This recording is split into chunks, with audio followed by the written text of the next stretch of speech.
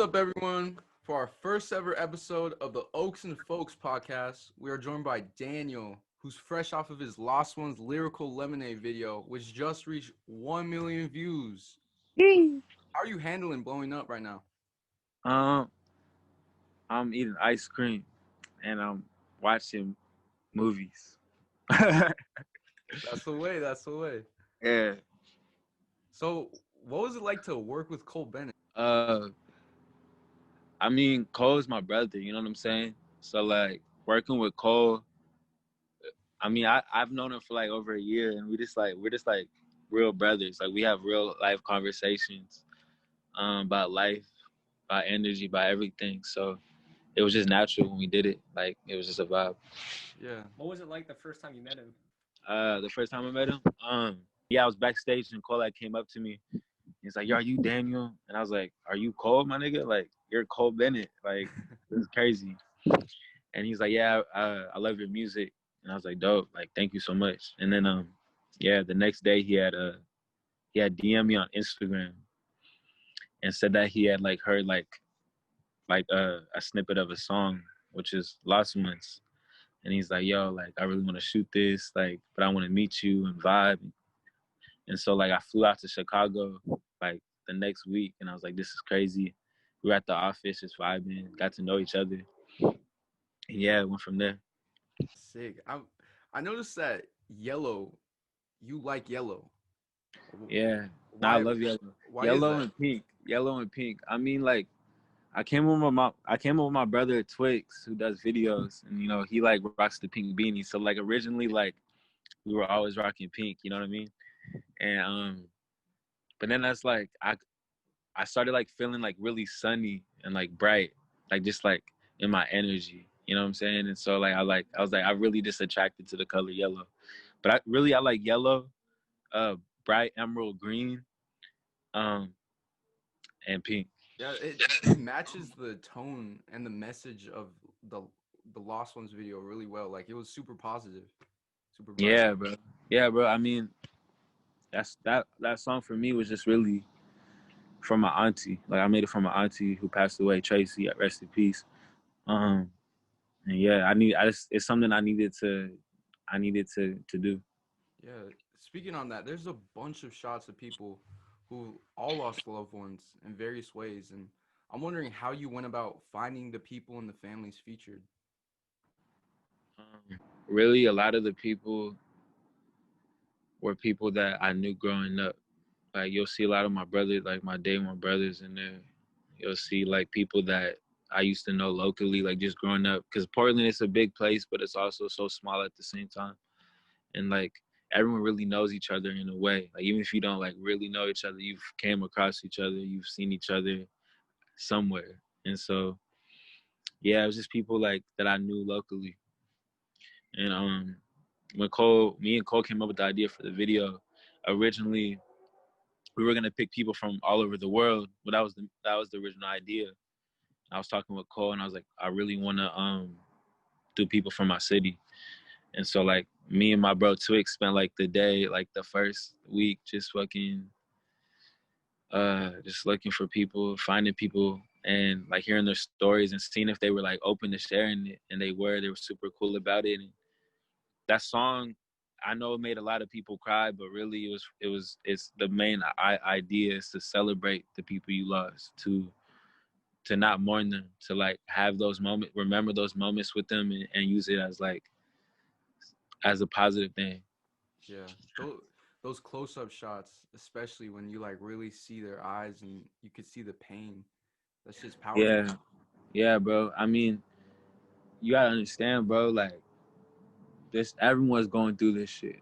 We're all going through this shit, and it's like that pain in there. That pain is real. Like that pain is like is universal too. We've all lost someone. We've all, whether it's a best friend, whether it's a mom, a dad, an uncle, an auntie, a cousin, your fucking dog, whatever it is, we felt that pain before. And so to be able to like to make something that can help more than just myself, because when I first made the song, it was to help me, and I never realized that it could help so many other people. But to make something that helps other people is just amazing. Yeah, it's a super universal feeling. I mean, everyone deals with death, and it's it's the only thing we know that will come out of all this. So I also I think mean, it's yeah, you just said something really big for me. Like, that's what I live by. You know what I'm saying? Like, my philosophy on life is at the end of all this shit, like, there is an end. yeah, So why not do what you love? Why not live the life that you want to live? Don't die wondering. yeah, You'll see so many people at like 80 years old and they're like, man, I wish I did this. I wish I did this. I wish I made music. I wish I did a podcast like you guys. But they never did it because there were so many people doubting, or people that were like, it's not possible. How are you going to make money? When I started making music, everyone's like, how are you going to make money? How are you going to do this? You don't look like the usual rapper, but I like stuck to like what I believe in, and it worked out for me. And it's like, at the end of the day, if you like, this is for anyone listening, we're not here forever. We're not here forever. The end will come.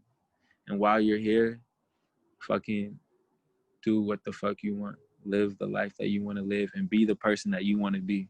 I think that was a really important message for right now as well. Like a lot of people are really going through it right now, and to have a video with like that much positive energy, I could definitely see like how that could really affect someone right now. it like watching it, I just thought back to like my great grandfather. Like I'm lucky enough to have even known him, but I just know like the older you get, you know, time is coming, and yeah, watching that was it was really powerful for me. And the crazy thing is, bro, your grandpa lived a beautiful life. Like, your grandpa was here on this earth. Your grandpa, you had moments with your grandpa. I mean, I don't know like exactly what you guys went through, but I'm assuming like you guys had special moments. Like, he's gave you advice, or he was there, or maybe you didn't know each other that well, but his energy was always there. That man lived a life on this earth just like us. Like, he got to experience this, and that's beautiful, bro. Like, that's special. Yeah, nah, for real. All right, total fucking change of topic, but Let's talk about anything, bro. Let's bro, get weird. what is the infamous wall in your attic? Wait, what? What's the infamous wall in your attic? The infamous wall in my attic. I don't know what that means. You said how Steve Jobs is a big inspiration to you. How does he inspire your music and just you as an artist? Oh, Steve Jobs. Infamous wall. Are you talking about the wall that has Steve Jobs on it? Yeah, yeah, yeah. Oh shit. Oh, that's crazy you know that. You are great at what you do. Um, bro, um, I have I have a few inspirations. I'll tell you what my inspirations are. One, Steve Jobs. Two, Jim Carrey. Um, three, The Truman Show, which is like my favorite movie. And anyone that I build like a friendship with or anything, I make them watch that movie. That's like the initiation. Like, you have to watch that movie because like that movie is my favorite, and that's for so many reasons. But Steve Jobs, like, as a kid, coming from Portland, it's like I feel like I was never really told like I could do this shit. Like, I never really told like I could be someone, and like whatever someone is to you, whether that's being a great teacher, like being a great artist, like that's different for everyone. You know, the success is different for everyone. So when I say be someone to me, like, which is making music. And um so I really had to find my inspiration externally. Like, I had to find it online. I had to find it like from reading, like seeing other people in this world do it. And so when I started like looking into Steve Jobs as a kid, like, he was always about like following your heart and like following your intuition and like being you and being who you want to be, like creating the art you want to make. So all that right there is like what like really got me into him at the beginning. Like, he's really passionate about what he does. So yeah, Yeah, that's man. why I focus Steve. The power of knowing someone who's doing dope shit is it's so influential. Like I Yeah, at least for me, like I make music as well, but growing up yeah, being like one of only fucking 10 Mexican kids in my whole Yeah, school. Like that shit gets to you, and if you only see certain people succeeding, that shit will like mess with your brain. So like really like being online and all this internet shit, I started to find like other people of color who were making art, and that shit like really inspired me. And I can see, bro. Like, bro, really, bro. It's real. Like, you got to like just knowing that it's possible can change someone's life. You know, like when you like grow up, like I grew up on like 82nd, and like I don't know, bro. Like I feel like I never seen that it was possible. And then when I went online and I saw Gambino, which I love Gambino, and I saw other artists, Tyler, you know what I'm saying? I'm like, yo, like this is possible. Like I don't have to be like this to do this. You know what I'm saying? Like this shit is possible. And so yeah, the internet changed my life. Like I even made friends on the internet through my like building my whole thing. yeah. Like people that will support you and be there for you mentally. Like it's amazing, bro. Based off of your Instagram, I know you're close friends with videographer, directive, and creative Twixx Williams and photographer and creative Andy Folio. Who's on your team, and is there anyone else a part of your crew? um, I mean, Twixx is my brother. Like Twixx is my day. Like he's been there from the beginning. Um, I was telling someone the story the other day. Like Twixx was there when I had 0 views. You know, Twixx was there when I was homeless, living in a homeless shelter with my mom and my little brother and sister. When we were living in fucking couches and cars, like Twixx has seen everything. Like we always tell people this story about like how we had to like split a Wendy's burger, and like Wendy's is cheap, like it's like $1. It was like $1 menu. Like we didn't have $1, bro. Like, we had to split 50 cents, and the Wendy's on 82nd by Madison, and yeah, bro, it's just that's my brother. Andy went to Madison too. That's my brother. The whole team is kosher. It's called kosher. Uh, what kosher means to me, like if you search up the definition of kosher on Google, you'll see where it says genuine and pure, and that's really what kosher is about for me. Authentic, genuine, pure, the realest version of ourselves. You know what I mean? Not changing for any standard, no industry standard, like our standard. Yeah. You know what I mean? Yeah. I just have to ask, being Jewish myself, if the kosher world has any ties to you being Jewish. I mean, of course, like that's where it came from originally. You know what I mean? So I guess it's like, I mean, I'm Black and Jewish, and you know I had a bar mitzvah. Uh, I had fucking Hebrew classes. Like this is like that was part of my life too. So yeah, of course, I was inspired. That's where it originally came from. But when you like look more into the word, I saw that it was like also meant genuine and pure, and I'm like, that's what I want my music to feel like. That's what I want this world to feel like that my fans are a part of. And yeah. Is Kosher World like is it a brand or is it a collective or what are your Yeah, plans for that? it's definitely a collective of creative people, and you're gonna start seeing more artists come out. And then we're like building up with Twixx, they're doing the videos, and Andy doing the videos. Just a bunch of creative people that are trying to make real shit, because there's so much shit that's not.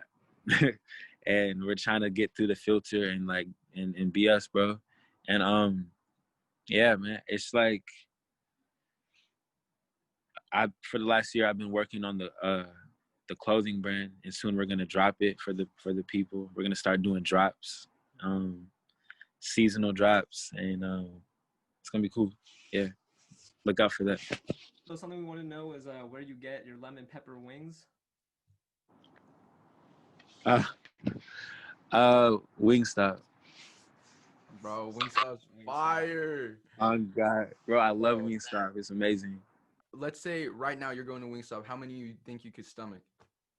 In one sitting? Uh, like if I had to do the most, Yeah, the most. 100. Damn, Oh my I God. love wings.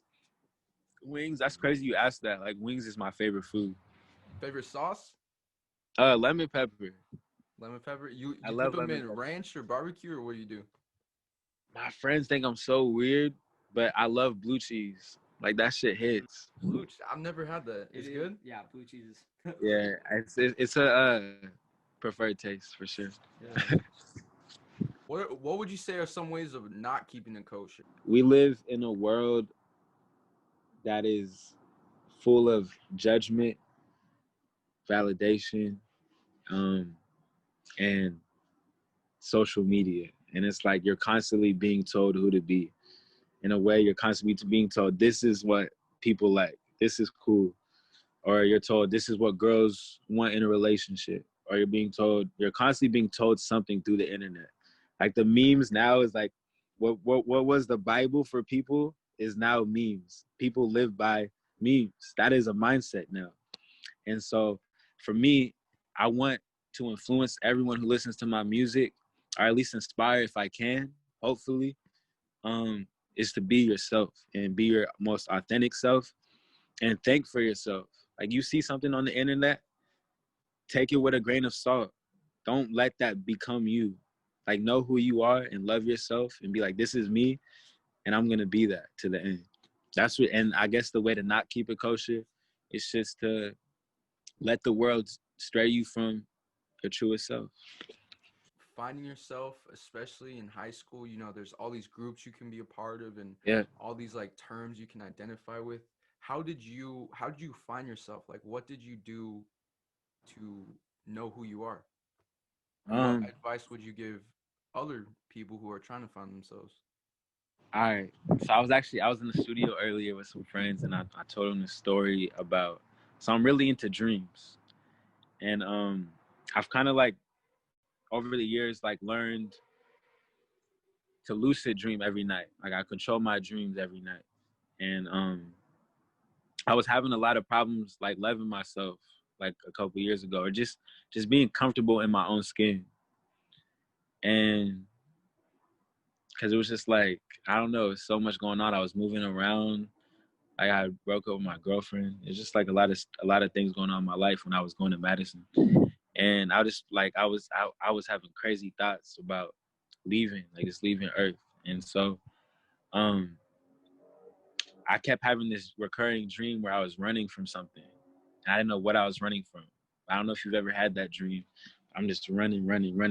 And honestly, it transferred to my real life where I couldn't even like feel right through the day. My vibe was off. Like my friends could tell I was off. And I was bringing the people around me down because of how I was feeling. And so I read this article about how these kids, like 10 kids got kidnapped and held underground for like a year. Crazy shit. A year later, they get found, right? And of course, they all have to go to therapy. They all have to, like, they're traumatized. And so one kid has like bad PTSD and he's telling the therapist, I keep having this dream where I'm running from a monster and it won't stop. He's like, what how can I get it to stop? This kid's like 6 years old. And the therapist's like, next time you have this dream, I want you to try and turn around.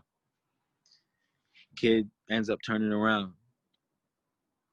He comes back the next session. He says, I turned around and I never had the dream again. I was like, okay, like maybe I can stop having this dream if I turn around. So I go back to the dream. I'm running again. I'm like, okay. So I end up turning around, and it's actually myself trying to give me a hug. And so yeah, I had like went in and hugged myself for like 5 minutes in the dream, and I had never had the dream again. It was crazy. And I ended up like it actually ended up like helping me in my real life, just like know who I am. You know what I'm saying? And realize, just be yourself. Don't let people change you. Don't let the world change you. Don't let the idea of like what cool is. Just be your fucking self. And one day I woke up and my life like literally changed. And I don't know, like it's a process though. And my advice for anyone that is trying to find themselves, know what you like and know what you don't like. Because if you like, if someone else, if you like something just because someone else likes something, that's like that's like the first step to like failure of like not knowing who you are. And that's not a bad thing necessarily, but it's just know that this is what I like. I like this music. I want to make this music. This is the art I like. This is the movies I like. This is anything what it is. Know what you like and know what you don't like. So when you're in situations where people are trying to get you to do things you don't like, you know, like, this is who I am and I'm comfortable being who I am. And it changes so much because, you know, you're always going to change, obviously. But just knowing what you're not comfortable with, I think, is the biggest thing to knowing who you are. That just makes me think about like how much time we spend trying to conform ourselves so that other people will love us and that therefore we can feel self-love. But like, it can be really scary to accept yourself. And like, that dream just makes me think about like the moment you can finally accept yourself for the things that you like. It just like really opens your world up to all the potential that you had and you never knew that you had, and you finally embrace it. And it's like really crazy when you do. Yeah, bro. That's a powerful dream. I wish I had dreams like that. Bro, you should start tapping into the dreams, bro, and like try to lucid dream, like try to control that. That's your world, you know. This is your reality. How do you lucid dream? Because like the way I've heard of it is like, isn't it like you keep a journal and you like write about your like previous dreams and then like yeah, I mean, I know that's like a way to approach it. I mean, for me, I just like went to sleep every night with like, I'm gonna control this. Like, I'm gonna control my dreams. And I went, because once I started going in with that mindset, eventually, like when I was in a dream, like, you ever had a dream where you can't talk? yeah, Can't open your mouth. Those are the worst. But I would be in those moments and I'd be aware. So before I controlled them, I started being aware that I was in them. And once you can get to the point where you're at least aware that you're in the dream and it's not real, then I think that's like the first step. And then the next step is like actually doing something in the dream. Yeah. So the first thing I wanted to ask was if your first show was in Portland, and then what was it like, and was it awkward, and if people showed up, and Yeah. first shows can be really awkward. I mean, our first show, Yeah. it was an experience for sure. But so yeah. See, I started dropping a lot of music on SoundCloud like a couple years ago, and I would do like, my first show was at this place called D Block. It's like a skate park. D Block, yeah. So yeah, my first show was there actually, and me and my friends, Twixx, my other homie Tilo, Moilika, who was in the Lost Ones video at the end, we all put up. And at that time, like X was everything, and so like X was all you would like hear, and it was like mosh pit season. So like my goal when I came into D Block, I was like, I want to make people mosh, like I want to get people turned. And so yeah, I mean, it was a little weird because there was like 5 people, and I felt like, I don't know, it's just like, for some reason I feel more comfortable when there's more people, because when it's like less people, it's like you really have to focus on like those Super 5 people intimate. Super and intimate. what they think, you know what I'm saying? But that's when I really started performing, like when I really knew what the music I wanted to do. When I was a kid, like when I was like 6, 7 years old, I used to perform at Good in the Hood. I don't know if you know what that is, but it's like a little small festival in Portland. And I would just like rap, go up there and freestyle and like spit bars and shit. I would perform like other people's songs, and I would freestyle. So I would like, I would go up there and just like say random words, and people would like low-key be hyped about it. It was cool. But I don't know what I was saying. Looking back on it, it was probably like cringe, but What happened the night you were giving out euros downtown? Euros downtown. Oh, on my Instagram. Yeah. See, I was like, damn, like, how'd you know that? I was like, are you Nardwar? Like, I was like, are you the feds? But nah, no. So,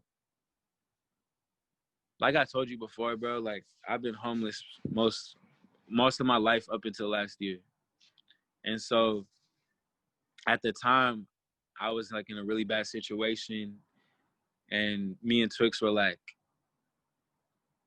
yeah, we're in a bad situation, but let's give back. let's just get back. So one day we like woke up and we're like, let's get back. So we went downtown, you know, the little food trucks. We got some like euros from the food trucks and like just like gave out food to all the people around the city, because I don't know, like seeing someone else suffer or be in a bad situation hurts me. And so I want to do everything I can to like uplift someone, make their day, make them feel good. I don't want people to be sad. Like even my friends around me, I don't want them to be sad. I don't want them to be down. So we just we went around and we passed it out. And yeah, that's pretty much what it was. Nothing crazy. If you could collaborate with any artist, who would you choose? One of the artists I really wanted to collab with actually had just got on the Lost Ones remix, but it's not out yet, so I can't say that yet. But my bad. I don't know. I'm inspired by Tyler the Creator, Childish Gambino, Eminem, Lil Wayne. Yeah, that's what I can think of right now. There's so many. I've seen a lot of comparisons between you and Kevin Abstract. A lot of funny memes about it. I was wondering what. Yeah, like there was like Twitter was like starting this thing. I mean, honestly, I love it. Like I'm not mad about it. Like I think it's funny as fuck. I love Kevin. Like, yeah, we got some stuff on the way. Like I don't know, he's a cool guy, and yeah, I don't know. I don't mind the comparisons. You have any notable like collabs or anything coming up that you want to talk about, like musically or clothing? Well, I'll say this much: there's a Lost Ones remix dropping. There's also a project I'm about to drop. Yeah, it's a dope project about to drop that we've been working on. We've actually been working on it for like a year now. And yeah, it's gonna be cool. I heard you split the Red Sea like Moses. How'd you do that? Oh, you mean at a show? Yeah. Yeah. Damn, you know some shit, bro. You know some shit. You're Daniyel. We have to know. We have to know. You hit me with the Nard one. I love it. So at Roseland, I was opening up for Fat Nick, Bexy Swan, and Teddy, I think, and DJ Scheme, who's like my good friend now, which is crazy. It's almost like foreshadowing, because I remember meeting DJ Scheme. Is like, if you guys don't know who he is, he's like the DJ of like, he was the DJ of like X and Ski, and like I've always looked up to him. And I remember meeting him the night at that show, and I was like, we're gonna work one day. I remember coming up to him, and he's like, all right, okay. And but nah, so I had performed my song Kosher Shit Mosh Pit, which was like my favorite song to perform at the time. And yeah, pretty much I like split the crowd in half and went inside and like got fucked up. It was crazy. Is there anything else you want the listeners to know about you, or just generally what's happening with Daniyel? If there's anything I'd want you guys to know is go watch the Truman Show. Go control your dreams. Try it. And be you. Be yourself. Love yourself. Trust yourself and fuck with yourself.